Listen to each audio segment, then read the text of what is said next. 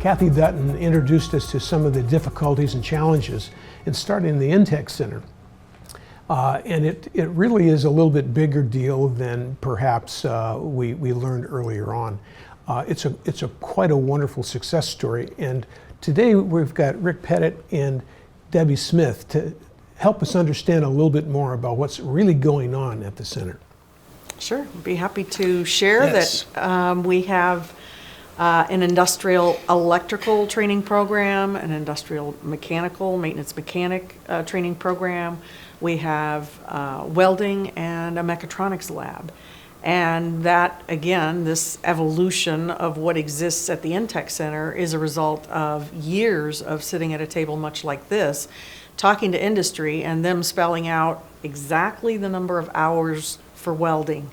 I remember being in a meeting with you and said, you know what, our guys are coming back after welding training, and 8 hours or 16 hours is just not enough. We need 24 at least, and we had the flexibility to go back and modify and customize specifically what the industry wanted. Mm-hmm. So I'll let you share, Rick, some of the titles. I mean, because the training is complex that is taught for the industrial electrician. Before we go there, Rick, I think it's really important in having the two of you, one of them an educator and the other one part of industry.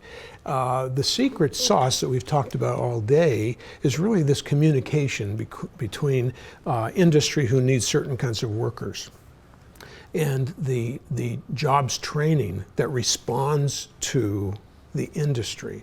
That's something that is very difficult to get to work.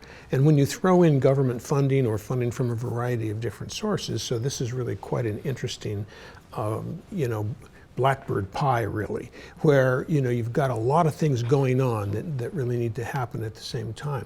So it's really interesting then to have you here as a representative of CSI, who really started this through Ron so many years ago, over 2 decades ago now, and now you're the third generation.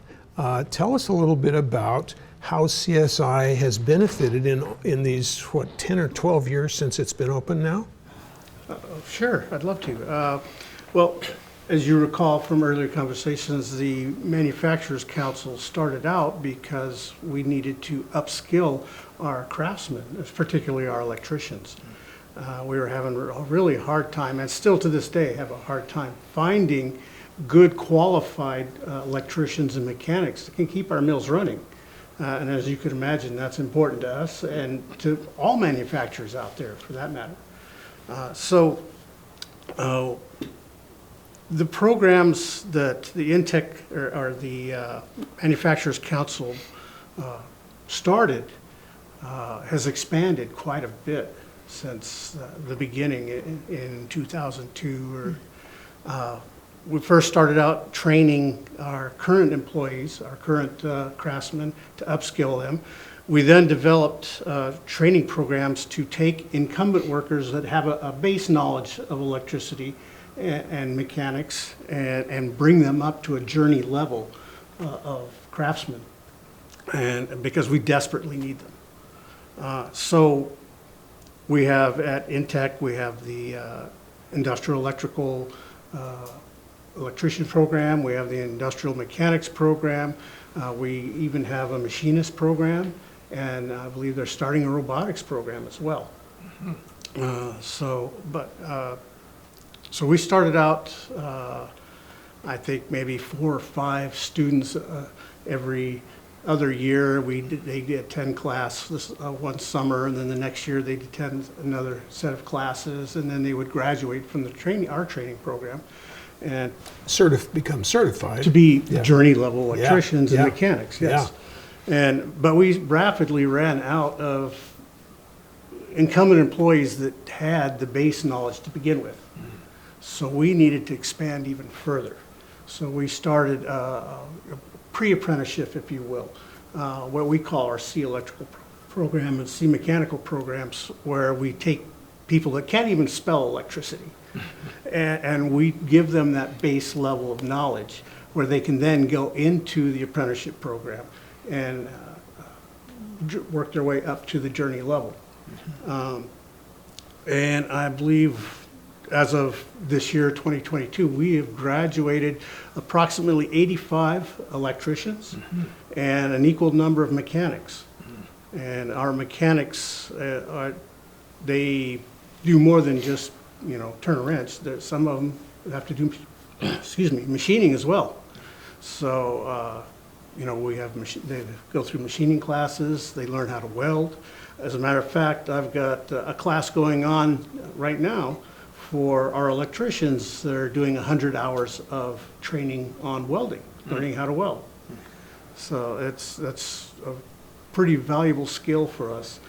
But we've And I suppose we've with graduated quite a few. with the changing economy, electromechanical, and of course moving into the computerized part of that and the robotic part of that is a major issue.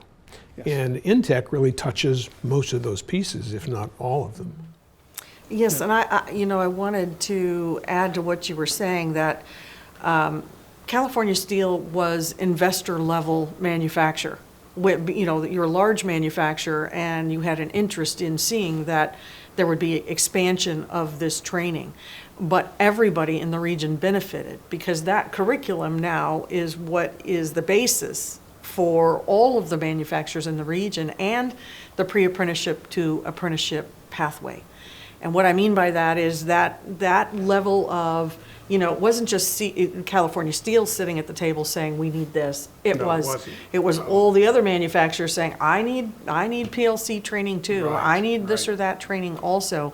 So everybody benefited because they all had the same foundational skill needs to upskill their workforce. So we're taking local workforce, upskilling them, and then hiring them locally Yes, for a higher Right. paying for job. higher paying jobs. That's, Yes. that's exactly And right. InTech has graduated way more craftsmen than just what they produce for CSI. All the other manufacturers are benefiting as well. Yeah. And even not necessarily directly, but indirectly as well. As people graduate, they go out and get jobs at some of the big warehouses, Amazon, for example. And we certainly have a lot of those too. Yes. Yes. That's right.